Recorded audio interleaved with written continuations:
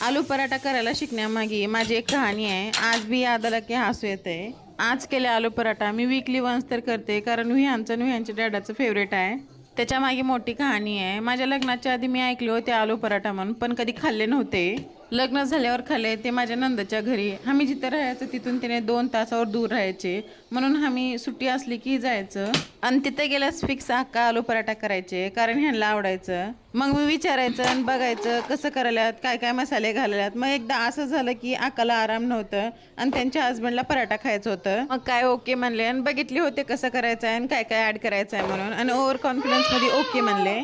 सगळं केले, आलूची स्टफिंग आणि सगळी तयारी केली, पण तिथे एक मिस्टेक झाली। मग काय काय केलं आणि मला ते नीट येणं गेलं। लाटा गेलं का स्टफिंग बाहेर यायचं, मग मी केलंच नाही। त्यांना म्हणले मला येणं गेलंय, आता कसं करायचं। आणि त्याच्यामध्ये ऑफिसला जायला भाऊजीला लेट होत होतं। मग त्याने जो आकाला सांगितले आणि आका उपीट करून दिले आणि माझी मेहनत सगळी वेस्ट झाली। आमच्या घरी गेल्यावर ट्राय केले आणि तिथं छान आलं। मग ह्याने म्हणले तिथं काय झालं होतं, इथं बघ एवढं छान केलीस। मग तेव्हापासून कवा कवा करत गेले आणि आता परफेक्ट येते असं विहांची डॅडा म्हणतात, आणि मी करायचंच त्यांच्यासाठी। मग त्याने छान आहे म्हणले आणि मग बस झालं माझ्यासाठी। तिथं काय मिस्टेक झाली असेल कमेंट करा। Thank you so much for watching.